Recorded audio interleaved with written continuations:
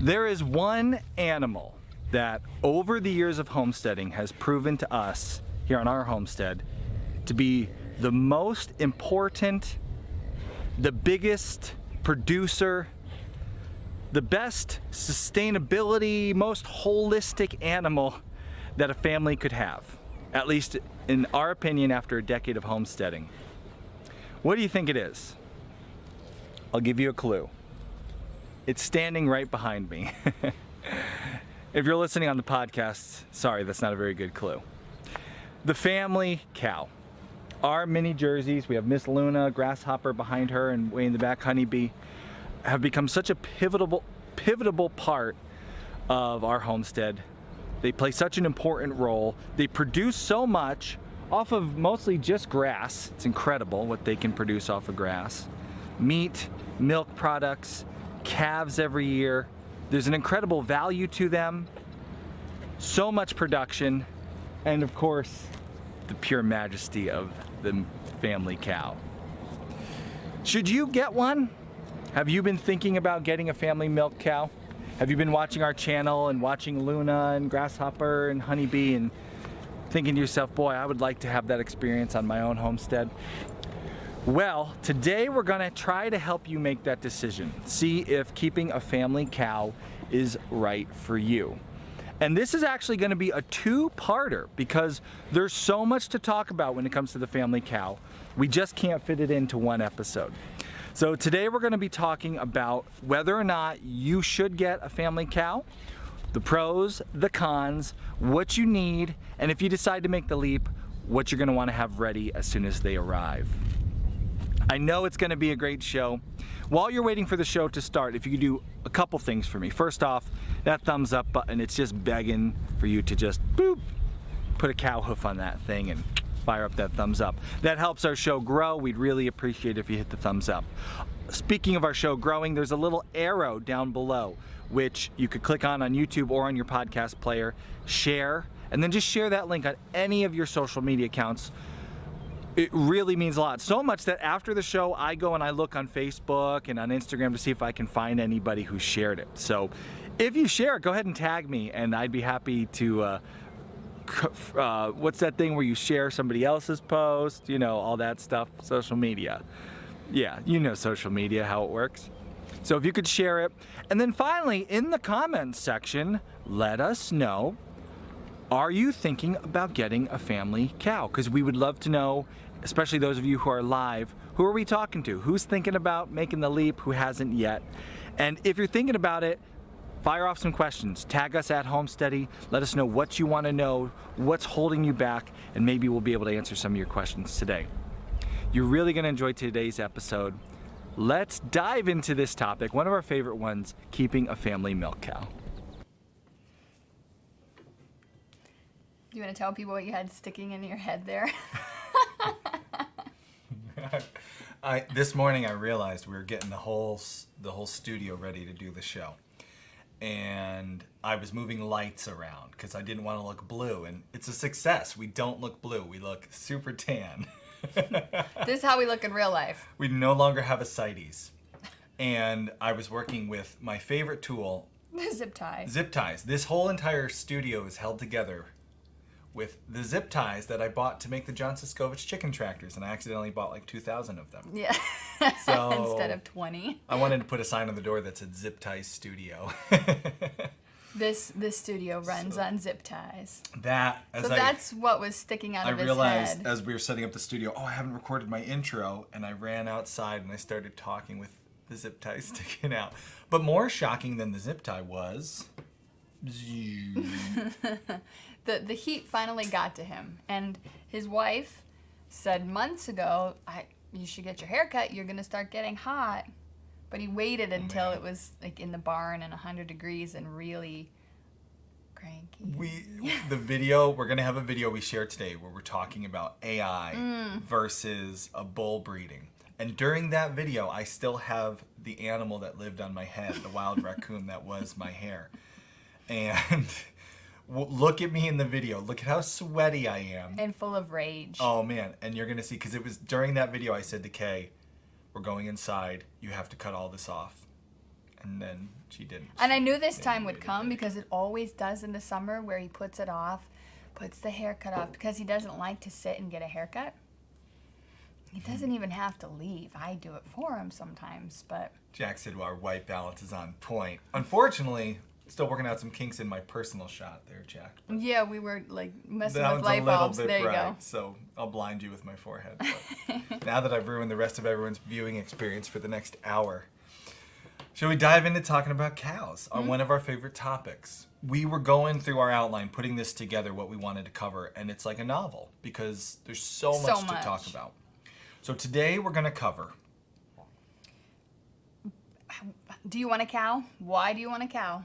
Maybe you shouldn't get a cow. Maybe you should get a cow. Apparently Brenna's excited about this because she just fired off a super chat. Thank you so much, Brenna. The kids are whooping, and we were going to film this morning a whoop thing with the kids, and we never got to it because I was too busy working on my lighting. But next week, Brenna. But thank you so much for the support. Super chats go, we split them with the kids, everybody, in case you're super chatting. So, should you get a cow? Should you not get a cow? Should you not get a cow? Is this, you know, we love cows, but they're not right for everybody. Is this a lifestyle choice you want to make? It is a lifestyle choice. And specifically, we're talking about the family cow, which is a... Milk cow. Milk cow. A lot of this will apply to dairy cows, too. Beef cows is what he means. Yeah. Coffee hasn't hit yet. Just getting it today. A lot of this will apply to the beefers. Yes, but that we don't have personal experience with. So Karen's in the mod box there today, and Karen can help you with We're going to cow see questions. Karen today. Karen's going to make a guest Karen's appearance. everywhere today. Karen is everywhere. At all times. Also, How to if you choose. decide to How to choose your family cow. Yep, which one's right for you. What do you need? Yeah, what's your setup? What about food, medical things? What do you need to be prepared with before you get your cow? Yeah. So now you'll notice things we're not talking about today because this will take up probably our entire hour plus questions at the end. Yes. Calving or milking?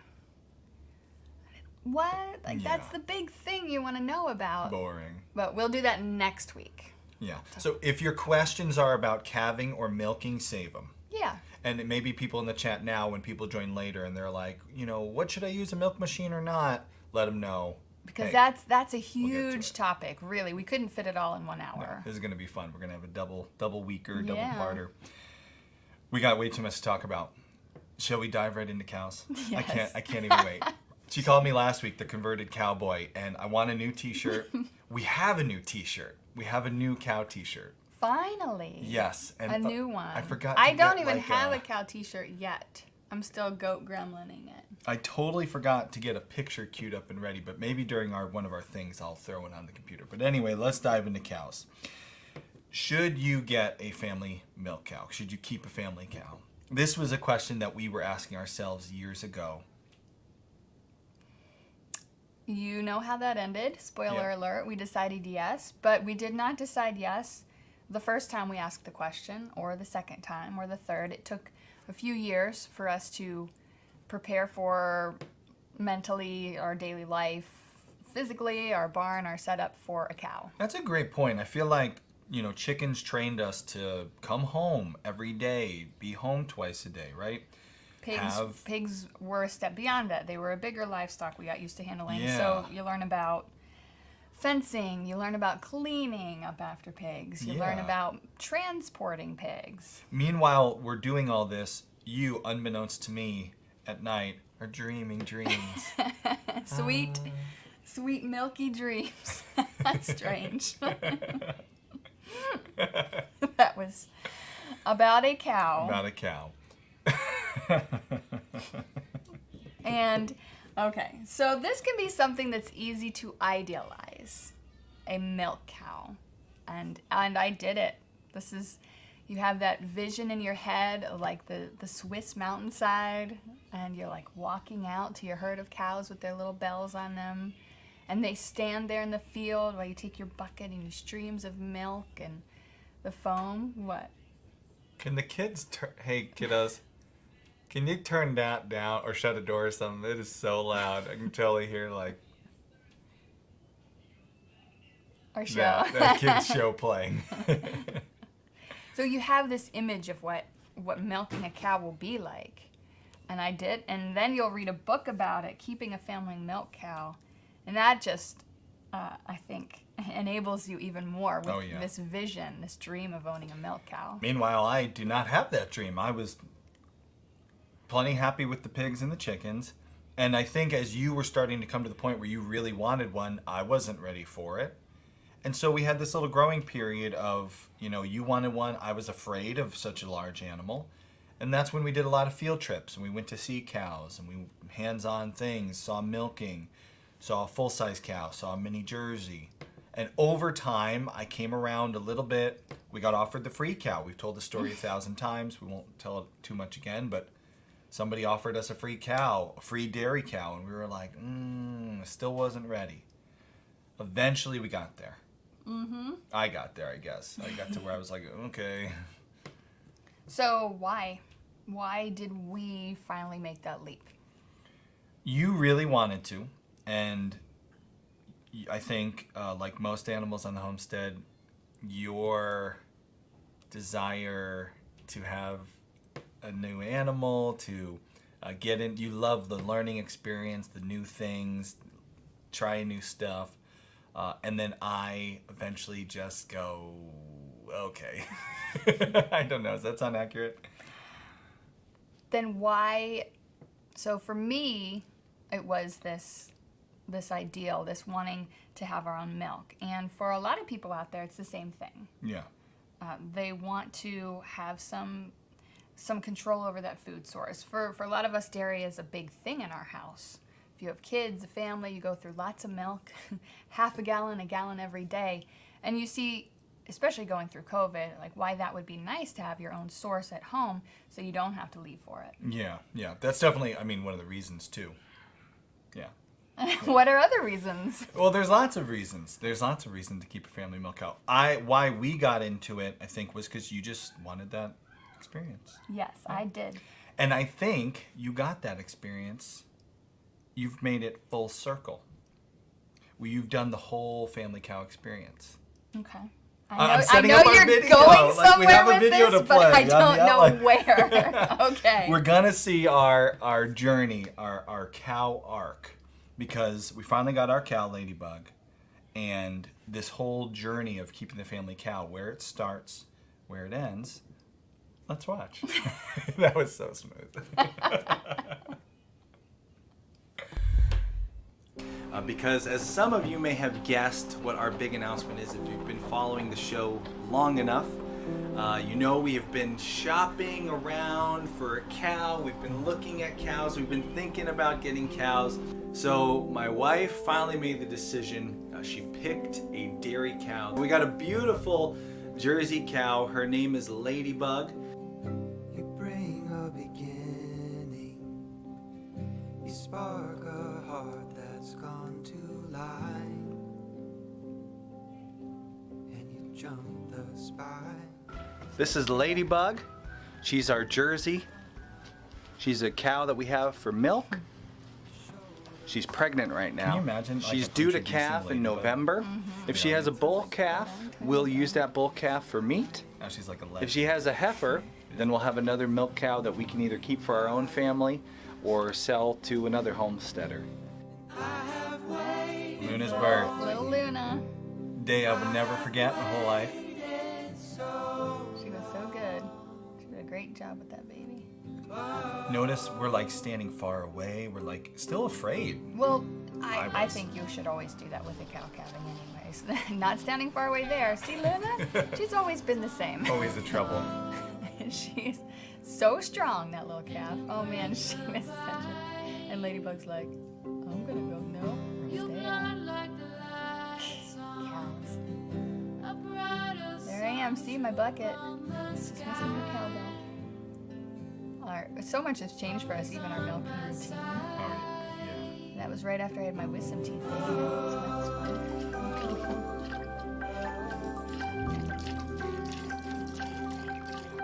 There it is, then. See the steam blinking, all the sounds, imagery. Swiss countryside. That's right, up in the mountains.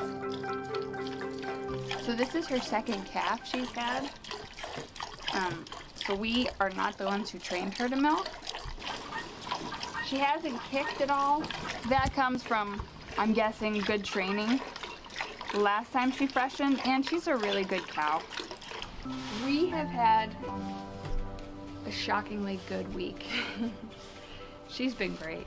She It's loves worth. it. See how she waves her tail? She loves to be scratched. That was your first week ever milking her. Ooh, that feels good. And I have my wisdom a teeth. little longer if you scratch. that when I her have tail. her next week or something? Yeah. I love this cow.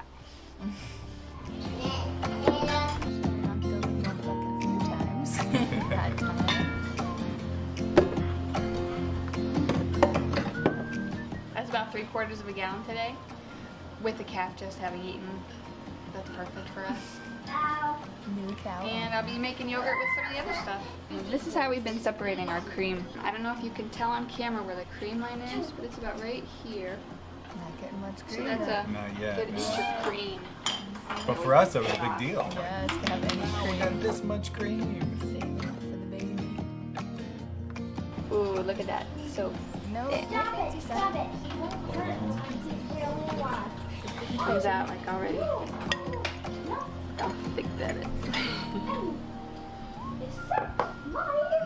The drive was Now this is Pretty moving with cows.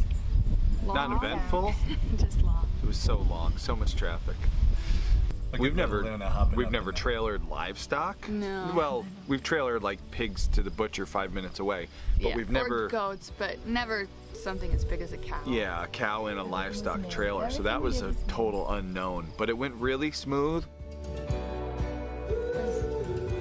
Moving day, right? That was it. Yep. Unloading of the animals went so easily, and I was a little anxious about unloading Ladybug because I've never done that before in a strange place. I didn't know how she was going to react. She was great. So calm. That's literally what we always say about Ladybug. We were nervous. She was great. She was great. Yeah, she The did whole great. time. She was so easy. We never say this about Luna, but Well, Luna was so accommodating. Luna goes running. That's Luna. See ya. I'm going back to Connecticut. Another life memory I'll never forget is stopping at Panera on a road trip and getting all the family their snacks, their drinks. Got to get the cow some water. Got to feed the cow her snacks. Never pictured yourself doing that. Cow road trip. That was a first for homesteading, and it's been real. The 2 years that she's been here in PA, she's had a good life out on PA pasture. I look at the two, Luna and Ladybug. Ladybug's very just matter of fact. She's like, call her a no-nonsense cow. No Luna's a bit of a nonsense diva. Oh yeah. cow. Love that. That one, speaking of nonsense, She's the diva. that one was full of nonsense. Oh, yeah. Look at her. Stunner. Oh man, nothing's changed with Luna.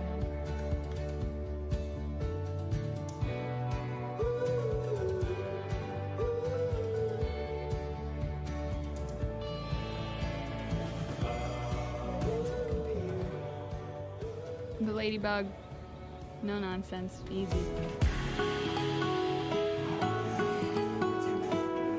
Now Luna calving. Listen, baby. Oh, yes. Live calf, baby. Was I pregnant there? Oh, yeah. That calf's alive still. Come on, Cappy. That was a first for you, something I bet you never expected to do. Here we go. Come on. Yep. Come on. Yeah, baby. Yeah, baby. Yep. You got like this high from it. Yes. Yeah, baby. Yeah, baby. Yep. Welcome. Welcome, you little thing. Yep. Welcome, you little thing. That's what I said. I was so hopped up. Oh, man, baby. All right, little one. Okay. That was Grasshopper.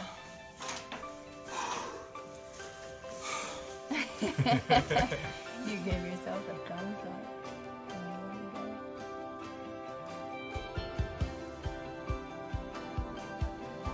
And then this whole little family, all from our wife.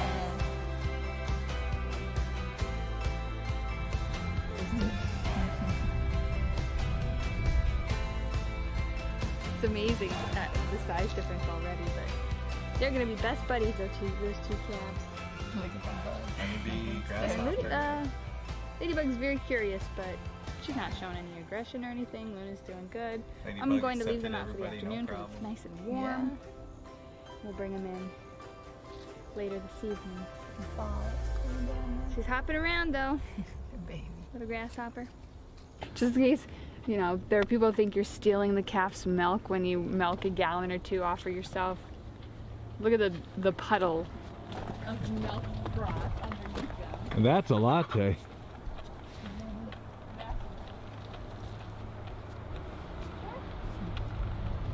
Look at her feeding both those little babies. She's got teats the size of smaller than a goat's, and she's gonna grow 2 big calves on her.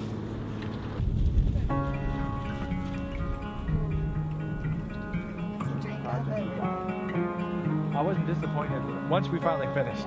With Luna, we're not going to milk into the regular milk pail. We're going to milk into a little pot and keep catching it into our bigger pot.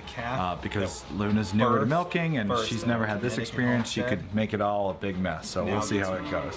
If I stick it here, how's that for you?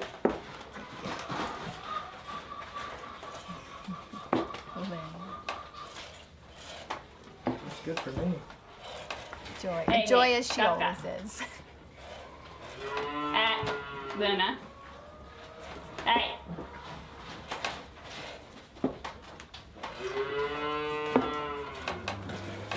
Hey. So nice. We'll tie you up. Yep. There. See? She understood. That's what. And it clicks. Right? Yes, for everyone. Good girl. Good girl. Is that you? This look back from day one, Ladybug arrived to now. There's The two old block on you, huh? cycles that I Yeah, come in the noticed. back if you Two want. Or do the journeys, front. two story arcs. There's you who always wanted your cow, and you got your cow, and you went through the whole experience. You had the first birth, you got enough. your first milking, you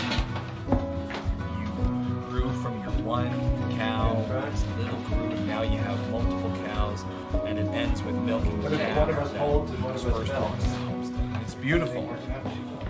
I think there's another beautiful story arc that played out, and I noticed it watching this second time through.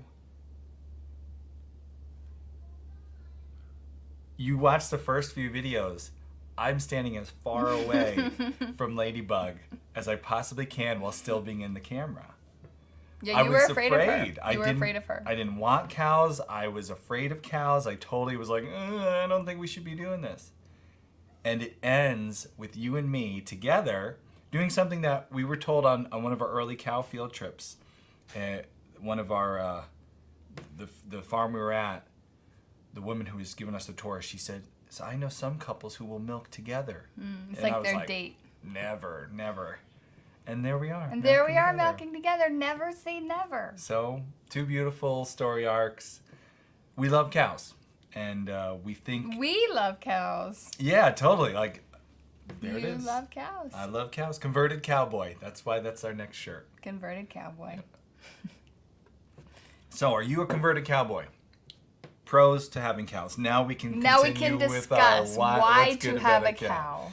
Obviously, You've seen our journey. you get the beautiful product. You get the milk with the big fat cream layer. That was like a joke in that video. That was week 1. We've seen half half of a pint. like a quart of Or cream. yeah, whatever that size Half gallon. is. Half gallon. We've seen quarter of that be all cream. What do you make with all that amazing product? Butter. Butter's my favorite to make from it. Oh man, yogurt. What have we done? Sour cream, some cheeses, soft cheeses. And just having constant fresh raw milk. Raw milk is something we love, but don't always get when we have to buy it. No. We like when we know and trust the source, and that's not always possible Yeah. wherever you are. Yeah, so if we can't, like times when our cows are dried off, we don't always buy raw milk because we want to make sure we know and trust the source really well. So to have a source that you trust, that you know, I mean, that's worth its weight in gold. Mm-hmm. But it's more than just the food products from a cow. What else? What else is the benefits? You get calves. Calves can be meat. Calves can be something you sell. You get manure. I mean, there's value there for your own land, for other people if you want to sell some of it. One of the things I love about the cow, that especially during COVID was like so, I say during COVID, still stuff going on, but you know, like during the shutdowns and the stores being closed and stuff not on the shelves. Yeah, the scarcity.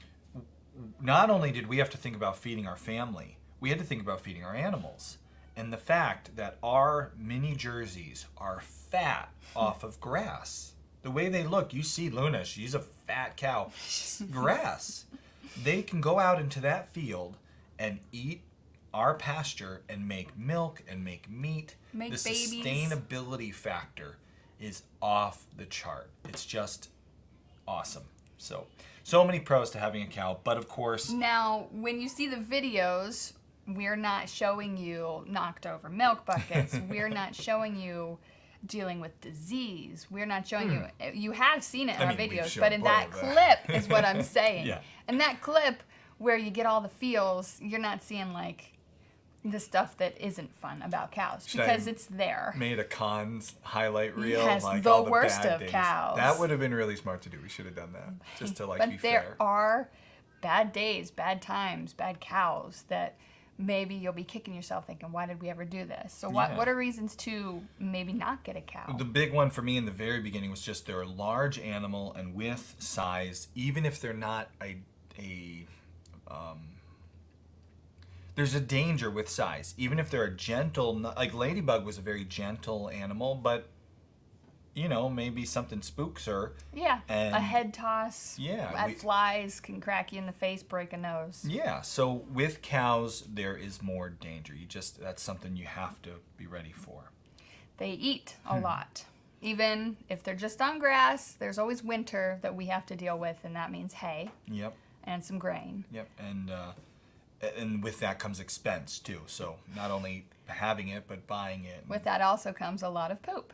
A lot of in, a lot of out. So if you have to keep your cow in a stall in a small paddock, there's going to be a lot of manure that you have to find a place for. You have such a Pennsylvania accent when you say manure. Manure. Manure. Manure. Manure. Tell me in the comment How do section, you are you say a it? manure or a manure? Connecticut, we Manure. say manure. And he makes fun of the way I say crayon. Crayon. And he says it crayon. Je suis crayon. Crayon. Yeah, every year I have to clean out the manure from our paddocks with a machine. Because in the wintertime, they stay right in the same spot and it just goes... Yes, and if you have somebody in a stall, that all ends up in the stall, you're shoveling it out, Yeah. piling it up, find a place to put it. So that's a big deal. Now, people say, well, that's liquid gold or that's like semi-liquid gold. Semi-liquid I won't get too gold. much into the poop status. Solidity or... But it's gold. You can sell that. And it's true. Manure can be used and can be sold, but that's a whole nother thing. So you just got to be ready for it. For most farms, you know, it's a diamond in the rough. A diamond in the rough. Manure? Manure. Diamond in the rough. So, feed to worry about, also water to worry about. This is something where you're not going to take out just a small bucket of water every day for them. They drink a lot of water. Yep. And if you're in a place where there's a hard freeze, that's something you got to think about. Pulling hoses out every day, filling a water trough, keeping it heated so it doesn't freeze, cracking through ice can be a pain. If you are a chicken keeper, you've probably, I don't want to say everybody, but you've probably never called the vet for a chicken thing. Maybe you've asked your family vet, like, hey, something's up with my chickens, but how often you get the vet out for your chickens? Probably never. You're going to need a cow vet because things are going to happen. Even if they don't come out to the farm, you're going to want a vet that knows you, that you can call up at weird hours and ask questions. So if you don't have that, that's not necessarily a con. It's an awesome partnership to make. But yeah, but it is specifically need to. a farm vet too, Yeah. because cat and dog vets is not going to be the same. No, not going to cut it. And then, of course, the big one when keeping a family cow. When we said it's a lifestyle choice. Milking is a lifestyle choice. If you're getting a dairy cow, that is something where at least until the calf can keep up with the milk, she's going to give an excess of milk for her calf. You will have to milk her or she will be uncomfortable and prone to things like mastitis. And you don't want to do that to your cow. That's not a kind thing to do. We're going to get into calf sharing and we're going to get into life Milking. balance and all that. So Next week. Next week. So don't forget, if you have questions about that, we'll cover that later. But yes, no matter what, you are going to be sacrificing some of your time. So your you'll need to be, routine. that's a twice a day milking thing. So there will be a time every year where you will have to be home morning and evening to milk your cow. You've heard the pros, you've heard the cons, and you're like, you know what, the cons don't scare me. I've been through this. I've worked this over. I have experience with some chickens, some pigs, some goats. I'm used to the routine. I'm ready. I want a cow. What do you need? Infrastructure. Ironclad infrastructure. What needs to be ready? Oh, come on, you're the infrastructure Yeah, I guy. am. What would you have to be ready? You want to set me up? Talk about infrastructure. Okay, this is coming straight from the mouth of one of our mods here, Karen. We're actually going to see Karen later in the show. We got a clip we're going to share, but we were talking about your first cow in one of the Pioneer videos, and Karen talked about how cows, when they first arrive on a new farm, are going to want to go home. They're going to want to find their home, and so let's say you have a couple strands of electric twine set up, and you put it in that section. Cow's going to find a hole, find a way out, and try to run home, and you're going to be out looking for a lost cow. So when you first bring that cow onto your property, have some cattle panels. Those are those big, heavy-duty metal panels that you see at Tractor Supply. With build a pen out of cattle panels. The cow can't get through them.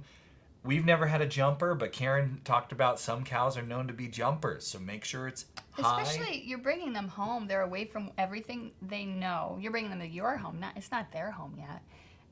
They're afraid. They're a prey animal. So what do? It's fight or flight. They're going to want to flight. Maybe literally.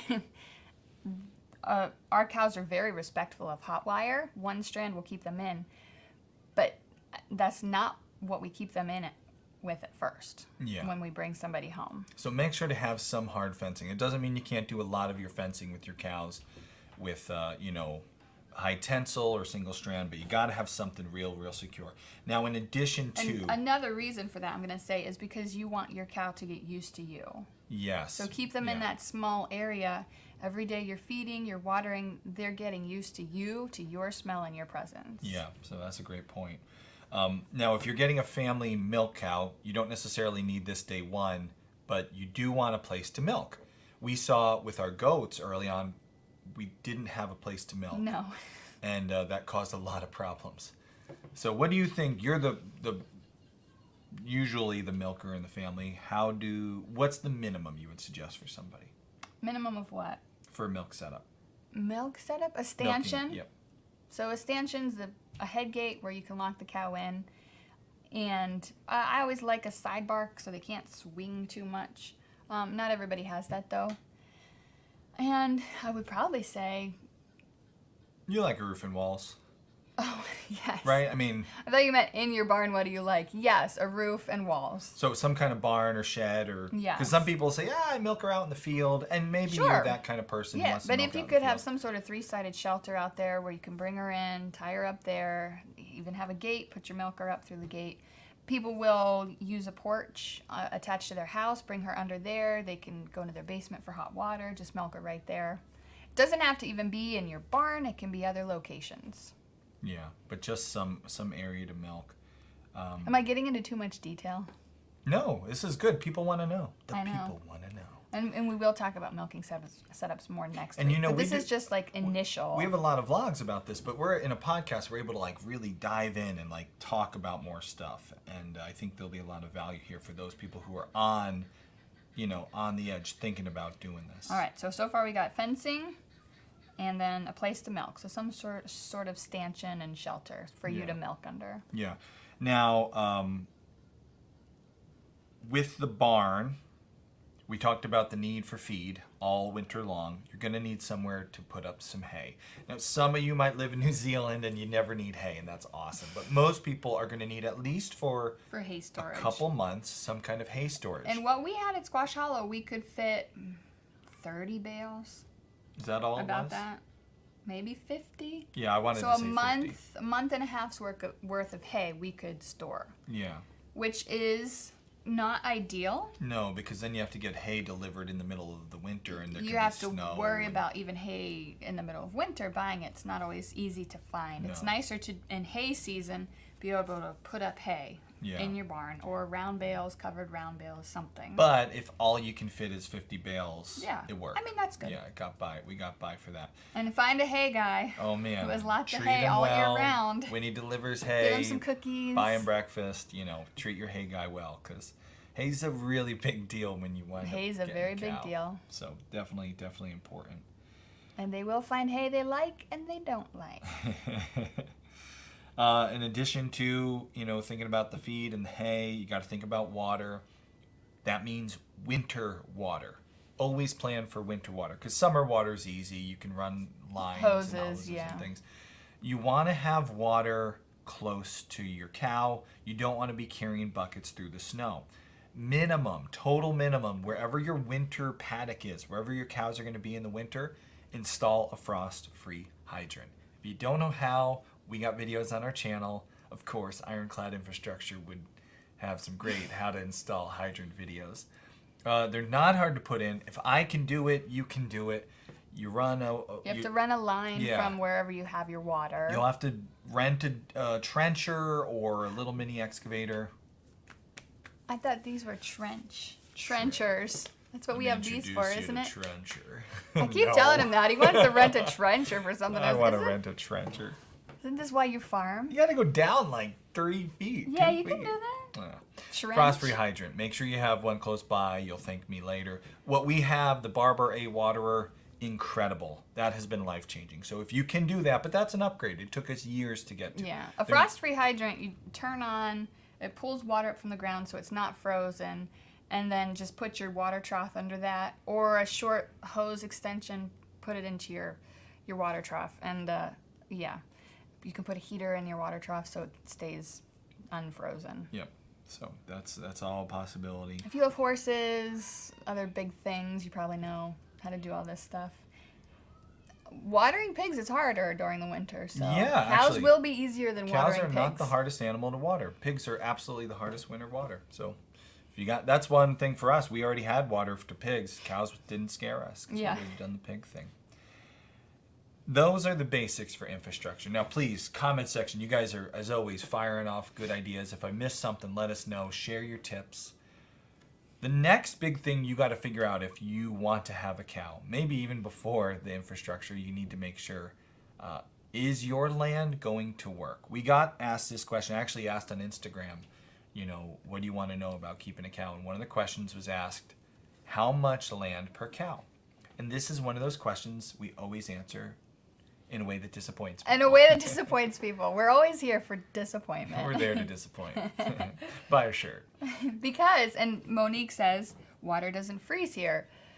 Monique in Australia... Stop bragging, Monique. ...is dealing with different Stop things. bragging. So, I mean, she's much more, I think, arid, Monique. So maybe less growth sometimes a year when it's really dry. Austin said New Zealand. So you got tons of pasture. Put them out on a half acre, right? You'll be fine. Pigs. Why are we looking Why at are we pigs? looking at pigs? What's in the pigs? I don't know. Just think about pigs for a second. We were talking about pigs before, but now we're not talking about pigs. Now we're talking about water. So how much area do you need for cows? It's so dependent on where you live. You'll hear a rule, an acre per cow per month. And when you Google it, that's what will come up, right? The first answer. Yep. Instead of giving you some little, this is the perfect number, formula. We're going to bring you a forage specialist. Karen, who's one of our regular mods, you guys see her in the chat box all the time. She is a forage specialist. She's a bovine specialist. Karen, please add the links to your websites and whatever else you want to add right now. Tell us how you're so awesome, Karen. This is your chance. Please do.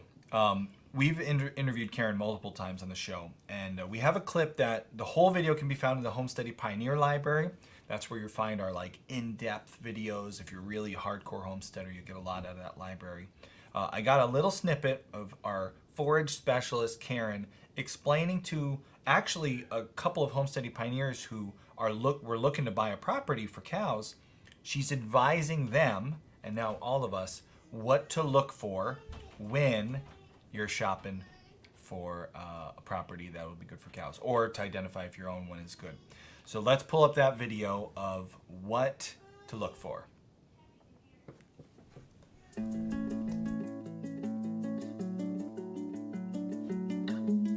Karen, what would your suggestion? I got a suggestion for him. I want to hear what Karen says.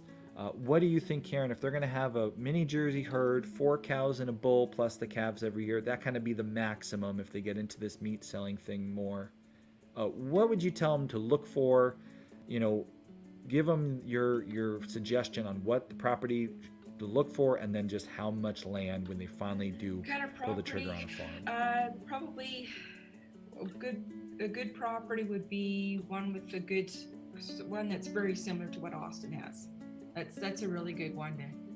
Austin is a great example, in the farm that's in Pennsylvania that he's got is great. Amount of land, probably anywhere from, I'm trying to think here, about 15-20 acres would be good for about 4 cows. That'd be good for a good start. That way you kind of have yourself 20 acres would be good as a bit of a safety blanket kind of thing in case you don't have enough grass. You know, then you know, at least you have enough for a bit, and because it's always a good thing to chase grass. It's always a good thing to have too much grass. That way you're not having to spend so much on feed. But I think that about 15 to 20 acres is a good start. If you're going about 10, I think 10 is going to be not enough, because that only limit you to maybe about two animals at the most, 2 to 3 animals at the most. So, but like I said, Austin is a good one where you have a good, you know, it's a good. I'm thinking in terms of having a good little mix of both trees for shelter, as well as a lot of good pasture, because that you kind of need that happy medium of that. Like cattle still need that shelter. They need, you know, if you don't, especially if you don't have a barn or.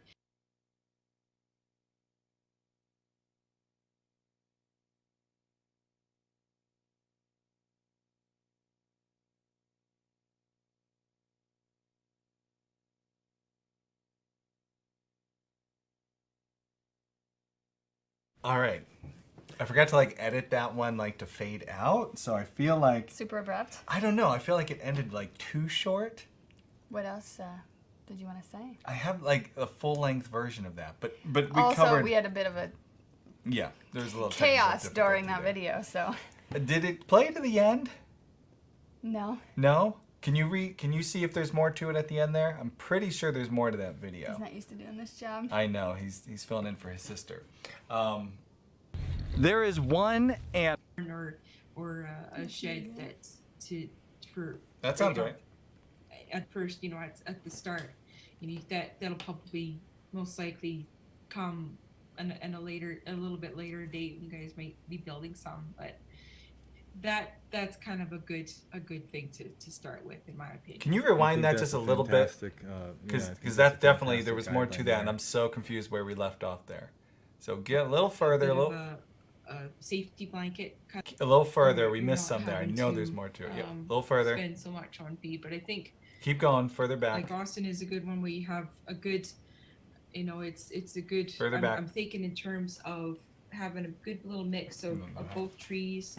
All right, hold on. Technical shelter, difficulty. as well as a lot of good pasture, because that you kind of need that happy medium of that. Like cattle still need that shelter. They need, you know, it's similar to what Austin has.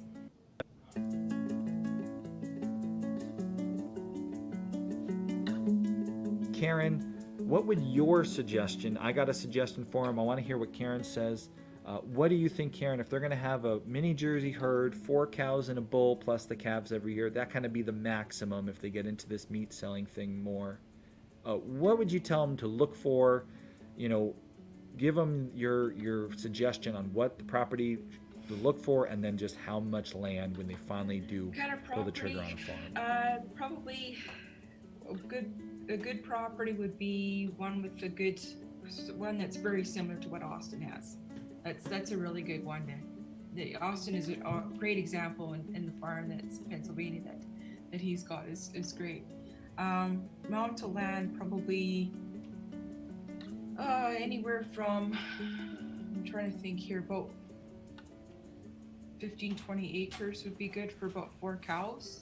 That'd be good for a good start. That way you kind of have yourself, 20 acres would be good as a bit of a safety blanket kind of thing in case you don't have enough grass. Then at least you have enough for a bit, and because it's always a good thing to chase grass. It's always a good thing to have too much grass. That way you're not having to spend so much on feed. But I think that about 15 to 20 acres is a good start. If you're going about 10, I think 10 is going to be not enough, because that only limit you to maybe about two animals at the most, 2 to 3 animals at the most. So, but like I said, Austin is a good one where you have a good, it's a good. I'm thinking in terms of having a good little mix of both trees for shelter as well as a lot of good pasture, because that you kind of need that happy medium of that. Like cattle still need that shelter. They need, if you don't, especially if you don't have a barn or a shed that's for right off at first, at the start, that'll probably most likely come in a little bit later date. You guys might be building some, but that's kind of a good thing to start with, in my opinion. I think that's a fantastic, I think that's a fantastic guideline there. Usually those an acre per month is usually based on the amount of forage that's available for the animal. So the more forage you have, obviously the more animals you can have. But then again, that depends on the year as well. So you got to be kind of basing it on the worst case scenario. So you don't want to be shooting yourself in the foot, getting yourself 2 cows because, I got a pile of grass this year because it rained so well, and then you find out the next year that it's not doing so well for you, and then you got to end up selling off a cow or having to buy more feed because and then having to spend money on feed to feed that extra animal that the pasture can't support.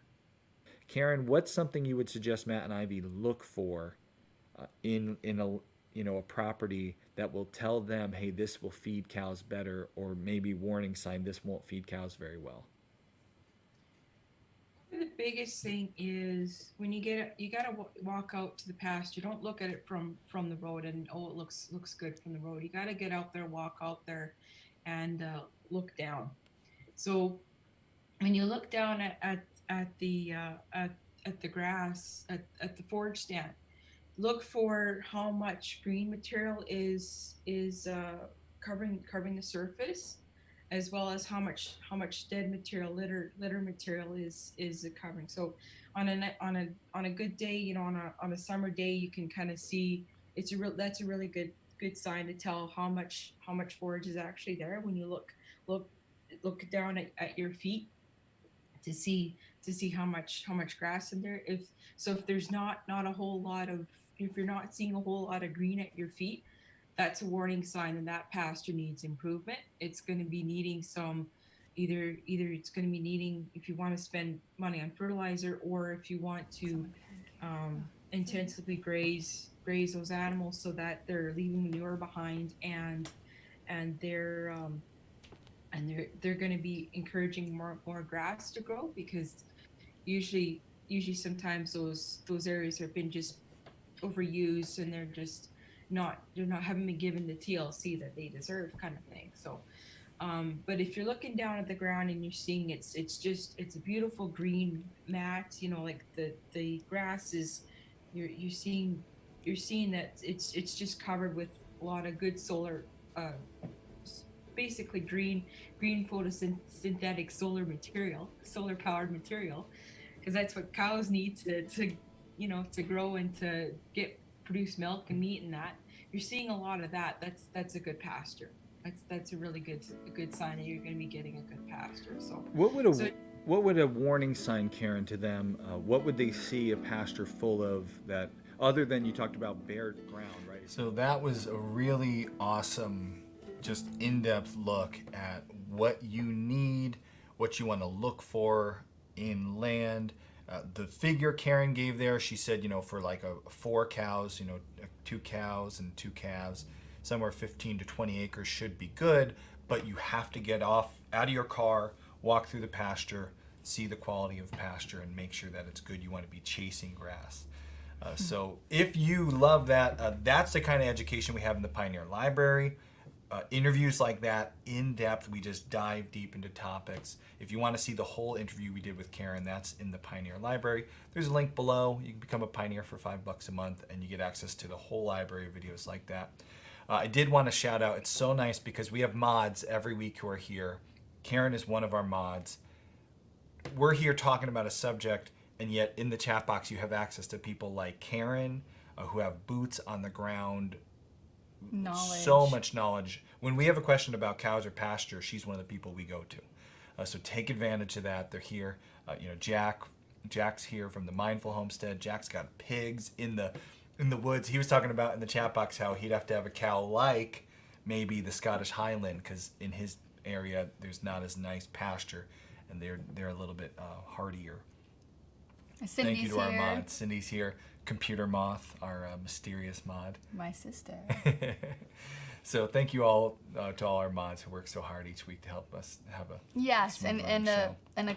a conversation in the chat box that's focused on what we're talking about. Yeah, which is really, really great. So we know it's happened before where it's kind of gone off topic, and they're good to bring it back. Yeah, so we really appreciate all our mods. And I told you there was a lot to talk about. Yeah, so we're gonna try to still help you now. You're at the point where you yes, I can do this. Yes, I have the infrastructure. Now I know my land's good. I want to pick a cow. Which cow do you choose? Austin and I don't agree on this. Ooh, dun dun dun. Where to find your cow, what cow to pick, what breed to pick, what is the perfect cow? You email Kay at Homesteady and you say, I want the next calf coming in August. Done. Problem solved. And it's a bull. Sorry. Womp, womp. You get it. There is no one perfect cow. There's no one perfect cow. So don't get stuck in what you think you want, especially. Be very open to what is in your area, because we've had people discuss their terrain. We've had people discuss their weather. What you're going to be looking for is something ideally from your area where... Do you have to fix something? Nope. It just... Okay. You're good. You're back. If you're in Florida, you don't want to buy a cow from Maine.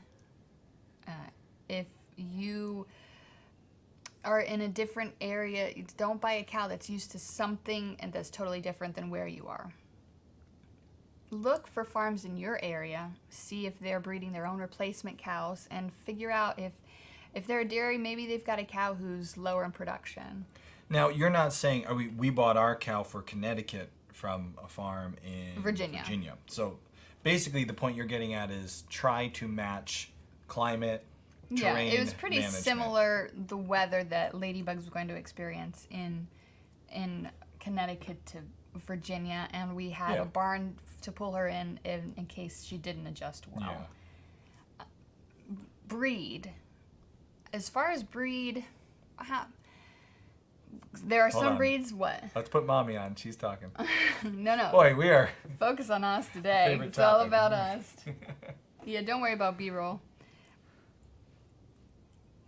Breeds will be different sizes, different temperaments, different milk type, different milk production. So what are you looking for? Do you have a huge family? Do you just want a lot of milk? Try a Holstein. That's a lot of milk. Try a brown Swiss, right? Try a big cow with a lot of milk. Do you not have a big area to keep a cow? Are you afraid of the impact they're going to have on your fields if they're too big? Do you not want to feed a ton of hay over the winter? Try a smaller cow. Try a Jersey. It doesn't even have to be a mini Jersey. That's what we have, but they're very niche and hard to find. So another thing, don't fix on like this one thing that's going to be hard to find and maybe discourage you from getting a cow. You can interject here. I think you should get a mini Jersey. I don't think you have to. No, really. I know. I think mini Jerseys come with their own challenges. Breeding, also milking a small cow, a cow that small will be more difficult. I think, okay, so if you're getting into a family cow for the first time and you are a person who doesn't come from a farming background, you're not used to the routine, you're not used to the way of life that a dairy cow will bring. Like us, if you are coming new, and now you had a farm background, but not like a working farm background. I think an animal like the mini Jersey, now there's tons of good breeds out there, but why do I think the mini Jersey is a great beginner one? As the converted cowboy, as someone who was like, I don't think this is good, and then saw the change, a little bit easier to manage, a little bit smaller size, because the less amount of production. Now again, if you want more production, probably not a good fit. But for someone who's not used to processing that much milk, someone who's not used to handling that much milk, someone who might want to try to calf share and get a little bit of a break in the routine, they offer a lot of unique possibility for that. But that's not specific to the mini Jersey. No. So you could get, if there's a grass-fed dairy near you where they're breeding their own replacements, they've got Jerseys, they won't be a huge commercial production kind of Jersey. They're going to be a different type. And actually, I was going to say, like Ladybug, she was not a mini. She was a mid-sized mini. So yeah, this is like in the kind of cow that world, sweet you spot. got a Jersey. A Jersey-sized cow is a nice-sized cow for a lot of people. Yeah, a grass-fed, lower production end Jersey with some experience could be the perfect fit. And again, there could be a total different breed. I just think, in generality, there are some people who don't want to mess with the temperament of a Jersey, and they love their Holsteins. Yeah. There are people who are dedicated to the brown Swiss, and maybe you're one of them, you don't even know it. So visit the farms in your area. That's a great way to do it. Find out what they have. If you want to have a grass-fed cow out there, don't buy a Holstein that's been in a freestall their entire life, being fed hay and rations every day. And one of the good things about this approach, mini Jerseys do fetch a higher dollar. They're a rarer commodity. We know they're super popular amongst our audience because you probably found us because of our mini Jersey videos. And I love our mini Jerseys. But yeah, if you could back off and say, you know what, let me start with just a Jersey I can find locally that'll fit my needs. And then if I get good and I get experience, I can grow into a different, And there are people, they're saying, hey, I want a 36-inch cow, a 36-inch milk cow. You're going to be laying on the floor to milk that cow. Yeah. Smaller's not always better if what you're looking for is a cow to provide milk for your family. So what you're saying is define what you want yes, from this cow and find the cow that matches right. that best. So, and then, really sort through what you're being told, because people are really strongly opinionated in this world. And Dexters are great. Well, go see them milk a Dexter, right? See how long is their lactation lasting. Burn. What are Go their see teats milk like? a Dexter. There are milking shorthorns and there are beef shorthorns. And that's kind of the same way with Dexters. Yeah. There are ones who the milking line has really been preserved, and others who are essentially a beef cow, whose udders aren't really something you'd like to milk and who don't have the right beef production. I'm over here. Oh no, why are we still on me? I'm just like, did we lose our switch? Oh good, he's still there. Boy, one of those days. Oh, Friday. We're used to doing Saturday morning. Maybe it's a better Maybe fit that's for the us. difference. Yeah. And this is Again, do you need a purebred cow? Not necessarily. But go to the farms, talk to somebody, find people in your area, what they have, what they like, and then kind of be open to different things. There are people who love their beef dairy cross. Other people who just like their straight dairy cow, who want to have the registration to sell calves that are a bit more valuable. Yeah, another question when you're looking for, a lot of people will try to pick when they're selecting the animal, milk, A2A2 or not. Is that something that's worth considering? Yes, for your family, do you find that you've tried A2A2 milk and there's someone in your family that digests it better? Some say this is totally irrelevant and it's just raw milk that you will digest better. Personally, it's up to you. So, ready? I think the best way to give advice here, because you and me totally disagree on Yeah, this. and I have my wish list of cows, and it's Yeah. not all mini Jerseys. I'd love a Guernsey someday. I'd love a brown Swiss someday. I'd love a Highland cattle someday. I think what would your sum up advice be when you're selecting a cow breed? This is how you would select, and then I'll give how I select. Because I think we're very different here in how we would But choose. Cindy has a great, she just says, define your wants and your needs. I mean, that's fantastic. So what do you want? I want a cow that gives me 6 gallons a day. So for you, so what I'm saying is, Or what a are need. you looking, if you were shopping for the next cow I and I understand. didn't, yeah, Oh, What would you I'd look probably for? do something totally different. yeah. I don't know. That's what I said. It's my wish list. What would I like Yeah. to do differently? I don't know. Yeah, What would I I don't know. look for? Probably something registered. We didn't talk about that. 4 or 5. Registered. I did actually. Oh, did you? Yeah, you Okay. weren't listening. Sorry. 4 or 5 gallons a day. Grass fed. Yeah, these are my and A2A2 because it's sticky. It's sticky with breeding and preserving breeds and focusing on A2A2 and how small the gene pool's getting because of it. But the calves are much easier to sell, and the milk as well. Yeah. When I shop now for livestock, one of When the you things- shop now for livestock. Well, one of the things I like to consider, me personally, and this is very much just my side versus yours, I always consider the business side, the value in the sale of, if we were to sell some more, how can we have more value in it? Because that's part of what you're getting in this family cow. If it's not important to you, if you're not The trying resale to, of calves. right, if Well, yeah, if you just want to beef a calf every year, then you don't need a Right. registered animal. Then you don't care. If you don't believe A2A2 milk's better and you're not going to try to sell the calf at a high dollar value, then you don't need to worry about that stuff. But for me, I will want to resell the calf at a high value. I will want to be able to sell it, not just make beef out of all my calves. So yeah, I kind of gear towards, I want a registered animal. I want A2A2 genetics. Not because I believe A2A2 is better personally. I'm not saying whether or not I do. What I'm saying is, yeah, if the market believes it's better and will pay more for it, I'd like to create a premium product versus a bulk product.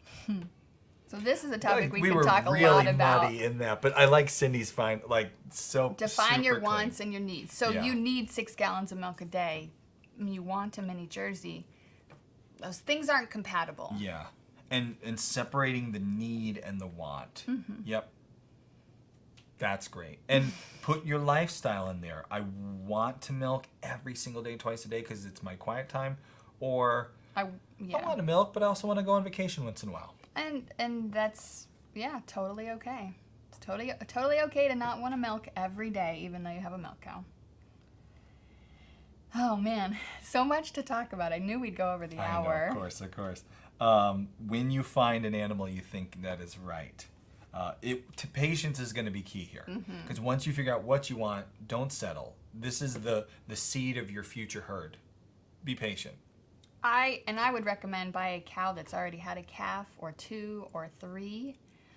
Don't be afraid of a 5 or 6 year old cow. The nice thing is that's when diseases like Yoni's will show up, so you can get her tested of all these diseases and know for now she's clean. Yep. She's got experience with her calf.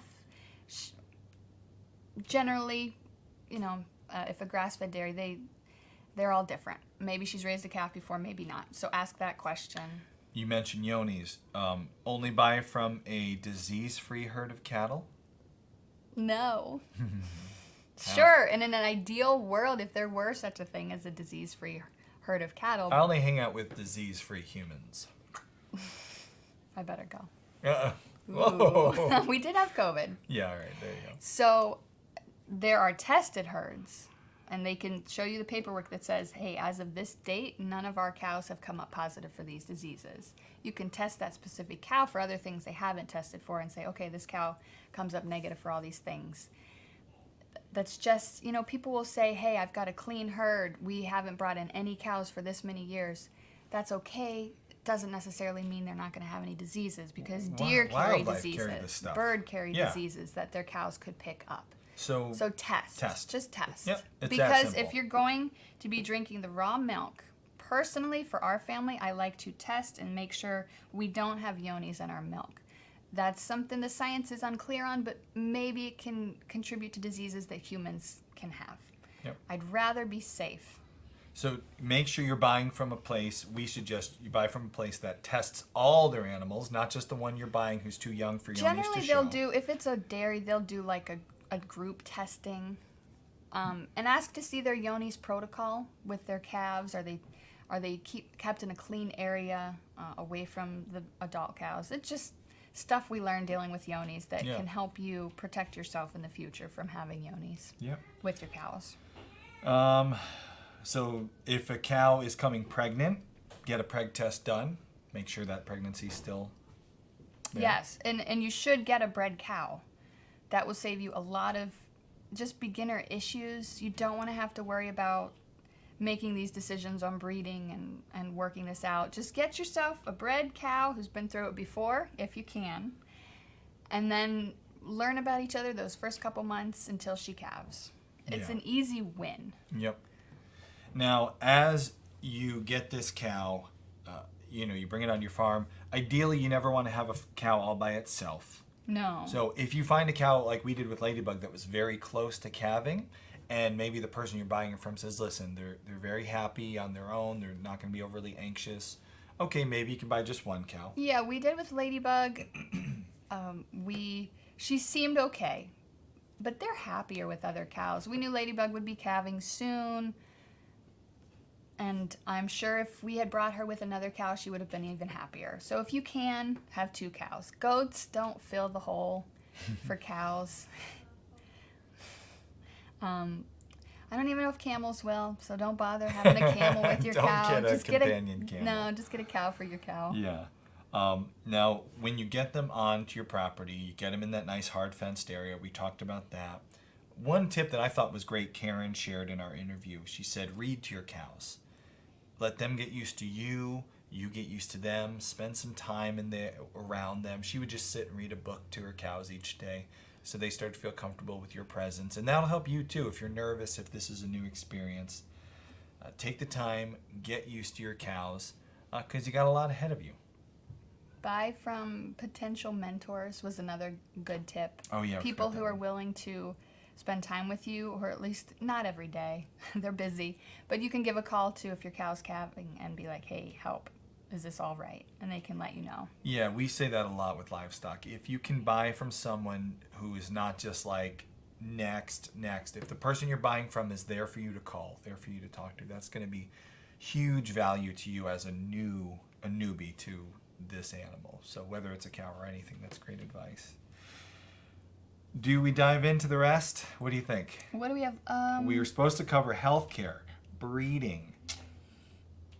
Do you want it? I guess let's do healthcare, but not breeding. But I have a mini video for I breeding. know, it'll be ready for to next go. week. All right, you're right. It will Okay, so healthcare. What are the essentials after you've done all your testing, your cow's clean, bring her home? What do you need to just be prepared to do with your cow? Well, Austin. Before you bring them on, vaccines. Do you check vaccines before they come? You can check and see what they've been vaccinated for. A lot of times if they're shipping, the vet there, they'll kind of iron all that stuff out with your shipper. Whether you're pro or against vaccine, whatever, Kind what of figure vaccines out. do people consider for cows? That is going to totally depend on each person. Oh, all right. So Google it. Yeah, well, talk to your vet. Talk to your cow vet. See what other farms are doing in the area. There are some around us who've had outbreaks of this specific thing that we vaccinated for. Others that he said, don't worry about. If you're not showing, you don't have to worry about it. Awesome advice. Different. Mm-hmm. The world of cow health, there's the vaccines, the diseases we're worried about. Then there's preventing that through proper diet, proper nutrition, and minerals is a huge part of how you do this. Yeah. What should the new cow owner have ready mineral-wise on their homestead? You'll see in Tractor Supply they have blocks. Cows can't really get everything they need from the block. It's not ideal from them. Get loose minerals instead. If there's a dairy supply store near you or a feed mill, see if they have like a dairy cow mineral you can put out for them in a mineral feeder. So loose minerals. Sometimes people have seen on YouTube a lot those mineral bars where you have all the different minerals, and that's awesome. If you can go through the work and have the free choice, let them pick. Yeah, specifically. That can be a little overwhelming though at first, Yes. I think, especially for if you're just getting into this. Yep. And there are nice, just free choice mineral mixes out Yeah, there. Cody Creelman said that that's a cow that we interviewed on the show and we have in the Pioneer Library. He talked about, you know what, when it comes to working with dairies, I try to keep it simple and Yeah. make sure they still get what they need. So a loose dairy cow mix is a great starting point. You could always get better, but start with the loose dairy mineral mix. Yeah. Hoofs. Their hooves need to be trimmed. Your cows, if they walk across a concrete pad, maybe they'll do it themselves. Some cows will wear their hooves evenly.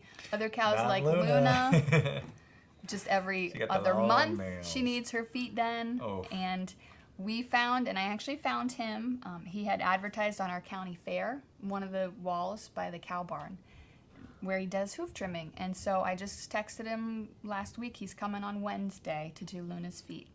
So before we get into AIing her, before she's pregnant, I want to get her feet done Yeah, for the next 2 weeks. yeah. So that's something you got to So her consider. feet are terrible. Another weird one, I remember just, what are you doing? You shot a magnet down the throat of one of our cows. What's the magnet for? The magnet is if they pick up in the field pieces of metal that could get into their heart, puncture them, and kill them. The magnet instead attracts the metal to the magnet. And so nails or screws or anything that's out in your field, pieces of metal, will stay on that magnet. And so, yeah. Check when you're buying your cow to see if she has a magnet. You don't want them repelling each other in the belly. Toot, toot, toot, toot, toot, toot. We talked about, what about deworming? This is a big one. People coming from, oh, I had a goat, I got to do all the worming stuff with the goat. Do cows get worms? Yes. They do. But they don't necessarily, ours are not as susceptible to them as the goats are. We basically just keep an eye on how do they look. Their coat looks nice, healthy, shiny. They're a good weight. They're a very good weight. We did a fecal on them, man, I think 2 years ago, and they were totally fine. So we don't worm, like with horses, some people will worm every 6 weeks or something. We don't worm them regularly like that. Before we ever deworm them, we will do a fecal to see if they need it. You'll see there's fly treatments you can do for cows. They do get flies really bad. We'll do a fly spray on them every few days this time of year. Garlic powder and their minerals can help because they eat that and then breathe it out, and the flies don't like the garlic. And I did see them in the field, and they do look like that's been helping. Of course, they dumped it all out on the ground, so I need to buy more. And I think just a general rule of thumb, when you get your new cow, again, you're going to want to have a vet who knows you, who knows where your farm is, knows what you're doing, what your cows are. So get them there. Do a meet and greet. Say, you know what, I just got a cow and it's arrived. I'd like you to come meet it. Do a look over, see if there's any glaring issues I don't recognize, and give me some advice. Yeah, the hoof thing, a vet could probably refer you to a hoof trimmer as well. I was going to say what they do is they put them on a table, like a tilt table. Some have a standing table. Our hoof trimmer has a tilt table. Yeah, it's super So the cool. cow walks into the chute, she gets strapped down and tilted to the side, and then he takes out his grinder and grinds their hooves down. We have a Homesteady video. very fast, You can see very this easy. on the channel. Other people will do their cows themselves. If their cows are laying down in the field, they'll just take some trimmers and trim a bit of their hooves off. Tara wants to know, does the garlic flavor the milk? No, Interesting. it's not a huge amount. Like that scene in Napoleon Dynamite. This one got into an onion patch. Before we go, we got a lot of questions, and half the fun of doing a live show is covering questions. So we're going to try to take a moment to cover some of your questions. We've covered a lot today. Yeah. We knew we would go over on this one. That's why we split it. Next week, you have to look forward to, we're going to cover AI and breeding, because let's say you didn't get a bred cow or she lost her calf. Or that can happen. Early, so absorbed it. What do you do? AI versus bull. We're going to cover that subject. Also going to talk about milking, the fun part of this. Well, how about we calve first? Oh, but first. But first we calve. So, all that to look forward to next week. Calves and then milking. So lots to cover there too. Let's try to answer a few questions. And Tara likes your reference to Napoleon Dynamite. That's good. He's dating himself. Oh man, is that dating? I guess it is. Now. Yeah, like now if it you're is quoting for sure. Napoleon, it's definitely Yep. All right. So we talked already. Brenna had some questions. And you had the Instagram ones too. Yes, I'll pull those up too. So Brenna had some questions about A2 mini jerseys versus regular. We did cover basically all our opinions on A2 there. Whether or not the milk itself is better, you do the research, you decide for your family. Is A2 a better quality milk to drink? We never really comment on health stuff here at Homesteady because we feel it's very individualized. Yeah, and you'll read studies and people will argue and we don't. We always say you can read a study about that proves anything. Yeah. So we're not going to comment on if A2 milk is better. Is it better for you? Yeah. And Dakota's family, they need it for the health of a family member. Yeah, they need so, the A2 milk. So it is very important to them. Yeah, so that's a choice for you to research and make. But to answer part of Brenda's question, I like an A2 cow because it is a niche market with a high demand, less animals in it to meet the demand. Ergo, I can. Yes, more of a niche. Supply More and and more, demand. it's becoming easier and easier to find an A2 milk cow because of just the prevalence of people wanting it. And the bulls now, everyone's getting kind of keyed into this. And Cindy asked about milk fever, if it's something you're concerned about when choosing a breed of cow. Milk fever can happen to any cow, usually not a first-time freshener, so maybe an older cow, you could be concerned about it. Have what you need on hand. I wouldn't discount, some people discount jerseys as a milk cow because they say they're not hardy. We've seen our jerseys. Somebody asked about going up and down hills. They go up and down all the hills here, the mountains. They stay fat on grass, very healthy. If you're thinking about you want to do grass-fed, go to the farm who does the grass-fed and ask, about milk fever. And hopefully the farmers are honest and they'll tell you, yeah, she had milk fever the last time around. So you can either be prepared for it or know that that's not really something you want to get into. I'm sure there's studies out there about breeds and prevalence of milk fever. Be prepared for it because you never know. Even if you're not expecting it from the breed of cow you've chosen, it could still happen. Just be prepared. If we had a question, let's see here. So Brenna asked, how do all the treatments affect the milk? Flies, worming, etc. There will usually be noted on whatever you're giving them, and your vet should be able to tell you what the withdrawal time is for doing certain things. If you need to worm, if there's a withdrawal time for the milk. We know with the goats, it was something like that. Fly treatment, we usually don't worry about it. And there's a lot of recipes out there. We did a whole video on this about more natural fly treatments. yeah, we did a throwdown. That try it on your cows and see if it works. They're not as efficient. Yeah, we weren't impressed by the longevity of natural fly treatment. No, they'll work in the moment. I like to do them when you're milking because you spray your cow. The flies stay off of it during the milking. You can milk without her stamping and trying to flick flies away. Yeah, so and there's you're up there so close. It's nice not to be worrying about the other fly prevention chemicals around you.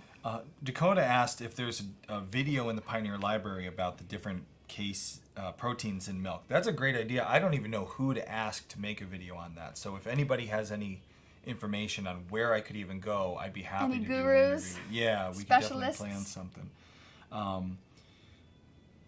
There was, let's see, what Maya's else? worried about milk fever with the Guernseys. So, with my Clement, as well as what is the best pasture seed? Now, that's a Karen question. And the milk fever, just be prepared for it. Have the things you need on hand. I know a lot of people, here's another resource, is the Family Milk Cow Pro Boards. Just Google that, and there's tons of posts about milk fever, new products that people have been using to help prevent milk fever. I think it's called Excelit, that you could look into if you're worried with your Guernseys about that. Great little tip there. I mean, we're happy to answer questions and we're happy to help where we can, but we have obviously limited experience. There's a world of experience on... A world of experience on the Family Cow Pro Boards. Really, so much experience. And any topic you want to know about. Should I AI in the heat? What about fly prevention, calf sharing? They've discussed it, and they're willing to talk about it more with you. It's a very friendly, welcoming community of cow owners. So definitely, if you're getting a cow, thinking about a cow, go there first and just dive in. Little Country Cabin says, I wanted to say Homesteady is the reason we own a family milk cow. And we bought our Sweet Lily 3.5 years ago. She was in milk then, and we haven't looked back since. I highly recommend it. Well, that's nice that you're enjoying it. Yeah. And this other guy says, Homesteady is the reason I have a cow, and I hate them. I'll never forgive them. Oh, I think that's you. Oh. Did you message us? No. Yeah, so we get those messages a lot. We got on Instagram, actually, a really nice comment, and I'll bring that up to make sure we covered all those questions, too. On Instagram, let's see, that's, would it be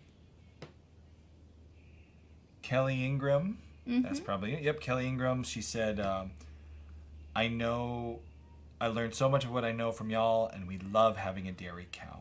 So, ready for her to have a baby so we can have fresh milk again. So we love getting those messages when people say, like, I learned about cows from you guys. I learned about family milk cows, and you inspired me to get my own one. Just such an Brenna, thank you for the super chat. And Aaron and Alicia asked, do you have any safety cow handling advice? And that's a great question. And I know Karen talked about that. She did a whole episode. So on YouTube, there's a YouTube version. If you do like safety first cow, I'm gonna Google. Oh, good. Right now. Always be aware of them. Make sure your body language, and watch their body language too. So learn about cow body language. Figure out what is an aggressive kind of body language for a cow, and watch out for that. And if you see that, reprimand them. Cows will respond well to being reprimanded. Your first cow, basics, safety, and where to start, starring one of our favorite mods, Karen. Yeah, check that one out. That's a public version on YouTube. There's an extended version of that in the Pioneer Library, but y'all can see the big important safety stuff is in the public version. Definitely watch that, because that's a whole hour-long topic. They're fascinating. Very different than horses. What about having a cow in hot climates like Florida? That was a question we got on Instagram. It's totally doable. People have milk cows in Texas and Florida, California, all the hot states.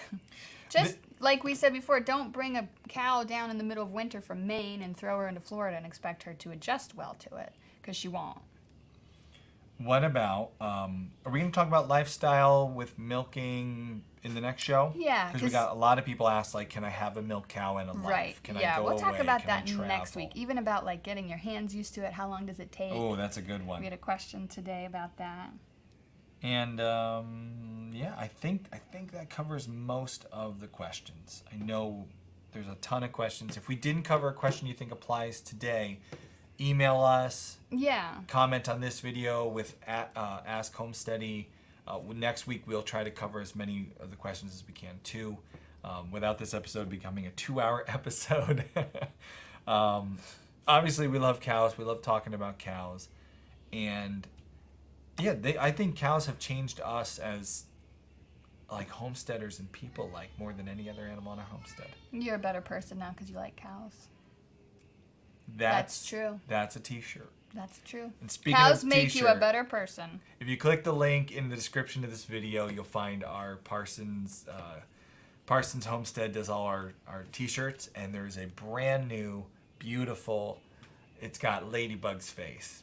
Beautiful shirt with Ladybug's face on it. You can check it out on Instagram. I should have had a thing that I could pop up and show everybody. Guys, Karen's giving out her email address, so write Whoa. it down. Karen at this is fantastic. No, that's not. It's a fantastic email. Ready? Karen, Karin, at praisetheruminant.com. Praise the ruminant. Karen's got a great blog, and hopefully we'll be seeing some videos, more video work from Karen in the future. Jack wants to know, can you even have a farm and a life? No. Give up the dream, Jack. No, it doesn't happen, Jack. No life. This is your life now. So thank you all for joining us for part 1 of what will be an 8-part series on cows. We'll see you all next week. We should be back to Saturday next week. We should be. Oh, well, join the email list so you know when our shows are. We changed it up this week. With doctor's appointments and family visiting, it will shift a little bit through the summer. So join the email list, and we can't wait to dive in next week to talk milking, calving, the most exciting part of this whole thing. Now I have to go see if Luna had a bleed off or not. Yay! How is that for a cliffhanger? Yeah, what does that even mean, right? You'll find out. Oh. The kids are shutting this down. They're done.